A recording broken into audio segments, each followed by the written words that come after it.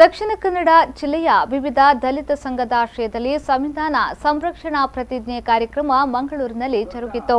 ನಗರದ ಕುದ್ಮಲ್ ರಂಗರಾವ್ಪುರ ಭವನದ ಮುಂಭಾಗದಲ್ಲಿರುವ doctor B R Ambedkar ಪ್ರತಿಮೆಗೆ ಕುದ್ಮಲ್ ರಂಗರಾವ್ ಪ್ರತಿಷ್ಠಾನದ ಅಧ್ಯಕ್ಷ ಎಂಆರ್ ಕೇಶವಾಧರಣಿ ಅವರು ಮಾಲಾರ್ಪಣೆಯನ್ನ ನೆರವೇರಿಸಿದರು. ತದಬಳಿಕ ಮಾತನಾಡಿದ ಅವರು, ಭಾರತದ ಸಂವಿಧಾನ ಮನುಷ್ಯತ್ವದ ಸಂವಿಧಾನವಾಗಿದೆ. ಸಂವಿಧಾನ ಕೇವಲ ಪುಸ್ತಕವಲ್ಲ, ಭಾರತೀಯರೆಲ್ಲರ ಭದ್ರತೆಯ ತಳಪಾಯ ಅಂತ ಹೇಳಿದರು. ಧರ್ಮ ಮತ್ತು ಸಂವಿಧಾನವೇ ನಮಗೆ ಧರ್ಮಗ್ರಂಥ ಅಂತ ನಾವು ಭಾವಿಸಿಕೊಂಡಿದ್ದೀವಿ.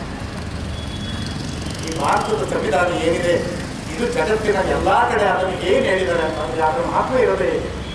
ಇದು ಮನುಷ್ಯತ್ವದ ದಾಖಲೆ ಅಲ್ಲ. ಜಗತ್ತಿನ ಯಾವ ಸಂವಿಧಾನವೂ ಕೂಡ ಮನುಷ್ಯತ್ವದ ನೆಲೆ ಮೇಲೆ ಎಲ್ಲೂ ಕೂಡ ರಚನೆ ಆಗಿದೆ.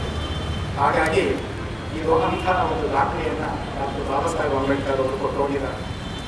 ಸಂವಿಧಾನ ಇದು ಕೇವಲ ಪುಸ್ತಕ ಅಲ್ಲ, ಆಚರಿಸುವವರ ಪರಿಭಾಷೆ ಅಲ್ಲ, ಇದು ಅಕ್ಷರಗಳ ಗುಚ್ಛ ಅಲ್ಲ.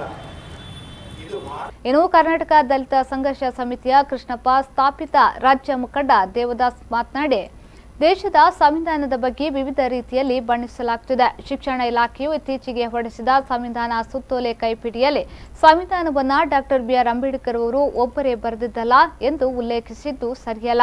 ಈ ಅಧಿಕಾರಿಗಳ ಬಗ್ಗೆ ಕ್ರಮ ಕೈಗೊಳ್ಳಬೇಕು ಎಂದು ಒತ್ತಾಯಿಸಿದರು. ಇವತ್ತು ನಾವು ತಿಳ್ಕೊಳ್ಬೇಕಾದ್ದು ಈ ಸಂವಿಧಾನವನ್ನ ಎರಡು ಅದರಲ್ಲಿ ಸಮಿತಿಗಳಿದ್ದ, ಒಂದು ಸಂವಿಧಾನ ಸಮಿತಿ, ಇನ್ನೊಂದು ಸಂವಿಧಾನ ಕರಡು ಸಮಿತಿ.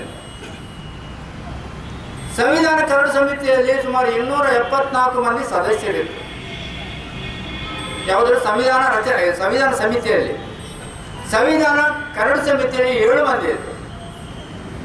ಈ ಸಂವಿಧಾನ ಸಮಿತಿಯಲ್ಲಿ ಬೇರೆ ಬೇರೆ ರಾಜಕೀಯ ಪಕ್ಷದವರಿದ್ದರು, ಬೇರೆ ಬೇರೆ ಜನಾಂಗಕ್ಕೆ ಸಂಬಂಧಿಸಿದ ವ್ಯಕ್ತಿಗಳಿದ್ದರು, ಶಿಕ್ಷಣ ಸಂಸ್ಥೆಗೆ ಸಂಬಂಧಿಸಿದ ವ್ಯಕ್ತಿಗಳಿದ್ದರು, ಮತ್ತೆ ಬೇರೆ ಬೇರೆ ಧರ್ಮಕ್ಕೆ ಸಂಬಂಧಿಸಿದ. ಇದೇ ವೇಳೆ ಕುದ್ಮಲ್ ರಂಗರಾವ್ ಪ್ರತಿಷ್ಠಾನದ ಅಧ್ಯಕ್ಷ ಎಂಆರ್ ಕೇಶವಧರಣಿ, ಪ್ರಗತಿಪರ ಸಂಘಟನೆಯ ಸಮುದಾಯದ ಅಧ್ಯಕ್ಷ ವಾಸುದೇವ್ ಉಚ್ಚಿಲ್, ಅಶೋಕ್ ಕೊಂಚಾಡಿ, ಶೇಖರ್ ಹೆಜ್ಮಾಡಿ, ಶೇಖರ್ ಚಿಲಿಂಬಿ, ರಘುನಾಥ್ ಉಳ್ಳಾಲ್, ರಮೇಶ್ ಕೋಟ್ಯಾನ್, ಎಸ್ಪಿ ಆನಂದ್, ವಿಶುಕುಮಾರ್, ಚಂದ್ರಕುಮಾರ್, ರಘುರಾಜ್ ಕದ್ರಿ, ಸುಧಾಕರ್ ಬಿಎಸ್ ಸೇರಿದಂತೆ ಮತ್ತಿತರರು ಉಪಸ್ಥಿತರಿದ್ದರು.